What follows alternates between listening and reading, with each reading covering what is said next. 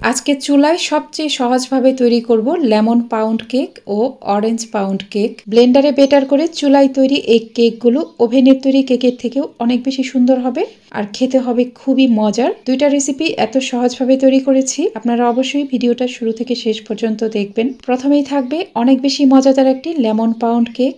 Lemon cake তৈরি করার জন্য আমাদের লাগবে লেবু। আমি একটা মাঝারি সাইজের লেবু নিয়েছি। লেবুর উপরের খোসার অংশটাকে গ্রেট করে নিতে হবে। উপরের শুধু পাতলা চামড়াটাই গ্রেট করবেন, নিচের সাদা অংশ নেওয়া যাবে না। সাদা অংশ নিলে কেক খেতে তিতা লাগবে। এই লেবুটা কিন্তু অবশ্যই নর্মাল তাপমাত্রায় থাকতে হবে। ফ্রিজে লেবু থাকলে 1 ঘন্টা আগে এটা ফ্রিজ থেকে বের করে রাখবেন। দেখুন, আমি লেবুর উপরের শুধু চামড়ার অংশটাই গ্রেট করে নিয়েছি। এখন এই লেবুটাকে কেটে রসটা নিয়ে নিব। চিপে চিপে লেবুর রসটা নিয়ে নিতে হবে। এখানে আমার লাগবে 2 চা চামচ পরিমাণ লেবুর রস। এখন একটা ব্লেন্ডার জাগে নর্মাল তাপমাত্রায় থাকা 2টা ডিম ভেঙে নিব। ফ্রিজে ডিম থাকলে 1 ঘন্টা আগে ডিমগুলো ফ্রিজ থেকে বের করে রাখবেন। এরপর নিয়ে নিলাম মেজারমেন্ট কাপের 1/2 কাপ পরিমাণ সয়াবিন তেল। এই কেক বানাতে অবশ্যই মেজারমেন্ট কাপ লাগবে। আমি 240 ml এর মেজারমেন্ট কাপ সেট দিয়েই সবকিছু মেপে নিয়েছি। 1/4 কাপ পরিমাণ নিয়ে নিলাম চিনি। মিষ্টির পরিমাণটা আপনারা নিজেদের টেস্ট অনুযায়ী দিতে পারেন। এখানে 3 টেবিল চামচ পরিমাণ নর্মাল তাপমাত্রায় থাকা লিকুইড দুধ দিয়ে দিলাম। দুধটাকে আগে থেকে জাল করে নর্মাল করে নিয়েছিলাম। এরপর যে লেবুর রসটুকু বের করেছিলাম সেটুকু দিয়ে দিলাম। এখানে 2 চা চামচের মতো লেবুর রস আছে। এখন এই লিকুইড উপাদানটাকে ব্লেন্ড করে নিতে হবে। ব্লেন্ডারের মিডিয়াম স্পিডে এটা ঠিক 1 মিনিটের মতো ব্লেন্ড করে নিব। 1 মিনিটের বেশি কিন্তু ব্লেন্ড করবেন না। এই মিশ্রণটাকে ভালোভাবে ব্লেন্ড করে নিয়েছি। খেয়াল রাখবেন এখানে যেন কোনো চিনির দানা না থাকে। এরপর মেজারমেন্ট কাপের 1 কাপ পরিমাণ নিয়ে নিলাম ময়দা। হাতের কাছে ময়দা না থাকলে আটাও নেওয়া যাবে। 1 চা চামচ নিয়ে নিলাম বেকিং পাউডার। এই শুকনো উপাদানগুলো একটা চালনিতে নিয়ে চেলে নিতে হবে। অবশ্যই এগুলো চেলে নেবেন। আমি বেকিং পাউডারের বিষয়ে এখানে কিছু বলতে চাই। অনেকেই বলেন কেক চুপসে যায়, পারফেক্ট হয় না। অনেক সময় বেকিং পাউডারের কারণে কিন্তু কেক পারফেক্ট নাও হতে পারে। চেষ্টা করবেন ভালো মানের বেকিং পাউডার নিতে। আপনারা হাইকো অথবা ফ্রস্টার ক্লাক্সের বেকিং পাউডার ব্যবহার করতে পারেন। আর বেকিং পাউডার কখনোই ফ্রিজের নর্মাল অথবা ডিপে সংরক্ষণ করবেন না। রুমের স্বাভাবিক তাপমাত্রায় বেকিং পাউডার অনেক দিন পর্যন্ত ভালো থাকে। ফ্রিজে বেকিং পাউডার রাখলে সেই বেকিং পাউডার দিয়ে কিন্তু কেক কখনোই পারফেক্ট হবে না। এই বিষয়গুলো অবশ্যই খেয়াল রাখবেন। ময়দার সাথে বেটারটাকে কিন্তু ভালোভাবে মিশিয়ে নিয়েছি। এখন লেবুর উপরের যে চামড়ার অংশটা গ্রেট করেছিলাম সেটা দিয়ে আলতো হাতে মিশিয়ে নিলাম। আমার এই বেটারটা একদমই রেডি। এখন কেক বেক করার জন্য কেকের মোল্ড রেডি করে নিব। এর জন্য আমি একটা 6 ইঞ্চি সাইজের মোল্ড নিয়েছি।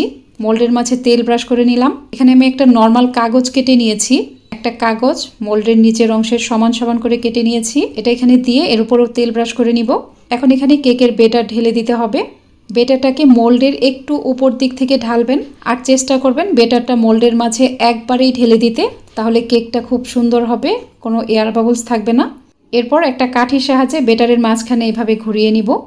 তাতেও এখানে কোনো এয়ার বাবলস থাকলে সেগুলো নষ্ট হয়ে যাবে। মোল্ডটাকে এইভাবে কয়েকবার একটু ট্যাপ করে নেবেন, তাতেও যদি এখানে কোনো এয়ার বাবলস থাকে সেগুলো নষ্ট হয়ে যাবে। এখন কেক বেক করতে চলে যাব। কেক বেক করার জন্য নর্মাল একটা সিলভারের হাঁড়ি ঢাকনা দিয়ে ঢেকে চুলার মিডিয়াম আঁচে 4 থেকে 5 মিনিটের মতো গরম করে নিয়েছি। ঢাকনা খুলে হাঁড়ির মাঝে এরকম একটা স্ট্যান্ড বসিয়ে দিব। হাতের কাছে এরকম স্ট্যান্ড না থাকলে যে কোনো সিলভার অথবা স্টিলের ছোট বাটি উপর করে বসিয়ে দিতে পারেন। এই স্ট্যান্ডের উপরে কেকের মোল্ড বসিয়ে দিলাম। খুব সাবধানে রাখবেন কারণ হাঁড়িটা অনেক গরম আছে। এখন প্যানটা ঢেকে দিব। কেকের মোল্ড বসিয়ে দেওয়ার সাথে সাথেই হাঁড়ি ঢেকে দিতে হবে। এখন আমি আপনাদের কিছু টিপস দিব, অবশ্যই এগুলো ফলো করবেন। কেকের উপরে সুন্দর কালার আনতে চাইলে অবশ্যই এখানে সিলভারের ঢাকনা ব্যবহার করতে হবে। সিলভারের ঢাকনা না হলে কিন্তু কেকের উপরে সুন্দর কালার আসবে না। আর খেয়াল রাখবেন হাঁড়ির তলাটা যেন একটু ভারী হয়। আর এই যে হাঁড়ি ঢেকে দিলেন, এরপর কিন্তু বারবার ঢাকনা খুলবেন না। প্রায় 1 ঘন্টা পর ঢাকনা খুলবেন, এর আগে কোনোভাবেই ঢাকনা খুলবেন না। আর আমি আপনাদের চুলার আঁচ দেখিয়ে দিব। এই যে চুলার আঁচ দিলাম, এরপর আর চুলার আঁচ কমাবেনও না, বাড়াবেনও না। বারবার চুলার আঁচ কমালে বা বাড়ালে কেক পারফেক্ট হয় না। আর ঢাকনা 1 ঘন্টা আগে একবারও খুলবেন না। চুলার আঁচটা নিশ্চয়ই দেখতে পাচ্ছেন, চুলার আঁচ মিডিয়াম থাকবে।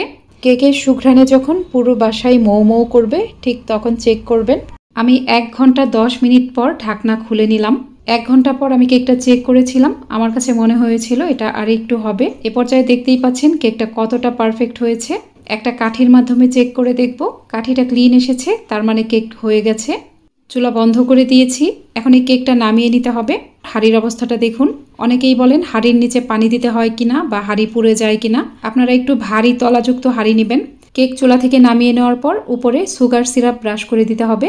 এর জন্য একটা বাটিতে সমপরিমাণ চিনি ও পানি একসাথে গুলিয়ে নিয়েছি। এখানে যতটুকু চিনি নেবেন ততটুকুই পানি নেবেন। ভালোভাবে গুলিয়ে নেওয়ার পর কেকের উপরে এই সিরাপটাকে ব্রাশ করে দিব। কেকের উপরে এরকম সুগার সিরাপ ব্রাশ করে দিলে কেকটা খুব নরম হবে আর উপরের দিকটা খুব চকচক করবে। এখন এটা রেস্টে রাখতে হবে পুরোপুরি ঠান্ডা হওয়ার জন্য। কেকটা কোনোভাবেই ফ্যানের বাতাসের নিচে রাখবেন না, এমনি নর্মাল কোনো জায়গায় রেখে দিবেন। পুরোপুরি ঠান্ডা হয়ে গেলে কেটে পরিবেশন করবেন। আমার হাতে একটু সময় কম ছিল, তাই একটু গরম থাকা অবস্থায় কেকটা কেটে নিচ্ছি। দেখতেই পাচ্ছেন কেক কতটা পারফেক্ট হয়েছে। অনেকেই হয়তো বিশ্বাস করবেন না এটা চুলায় তৈরি।